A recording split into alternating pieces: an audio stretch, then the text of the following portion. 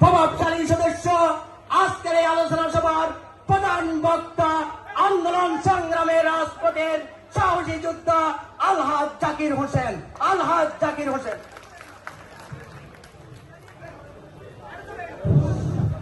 বিসমিল্লাহির রহমানির রহিম। শহীদ প্রেসিডেন্ট জিয়াউর রহমানের ৪৬তম শাহাদত বার্ষিকী উপলক্ষে আজকের এই মত বিনিময় সভা, আলোচনা সভা সম্মানিত সভাপতি কাটারগাঁও উপজেলা বিএনপির সম্মানিত আহ্বায়ক এবং উত্তর জেলা বিএনপির বিভিন্ন আহ্বায়ক জনাব নূর মোহাম্মদ ভাই মঞ্চ উপস্থিত আছেন। আজকের সভার প্রধান অতিথি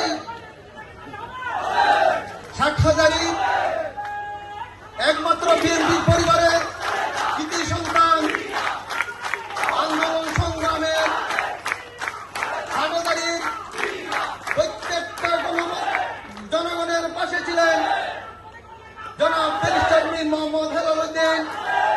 উপস্থিত আজকের বিশেষ অতিথি উপজেলা, পৌরসভা এবং ইউনিয়ন পৌরসভা ওয়ার্ড সকল বিএনপি এবং নেতৃবৃন্দ সবাইকে আমার পৌরসভা বিএনপির পক্ষ থেকে সংগ্রামী সালাম জানাই। সংগ্রামী বন্ধু, আমার বক্তব্য দিয়ে সময় নষ্ট করবো না।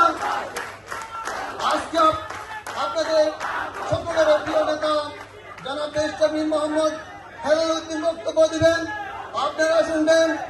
তারপরে আমি দুটি কথা বলতে চাই। সংগ্রামী বন্ধুরা আমার, আমরা দেখেছি বিএনপি প্রতিষ্ঠার লগ্ন থেকে বিভিন্ন ষড়যন্ত্র করে এই দেশ থেকে বিএনপিকে ধ্বংস করার বিভিন্ন পায়তারা করেছে। বন্ধুরা আমার, শহীদ প্রেসিডেন্ট জিয়াউর রহমানকে হত্যা করে এই দেশকে ধ্বংস করতে চেয়েছিল।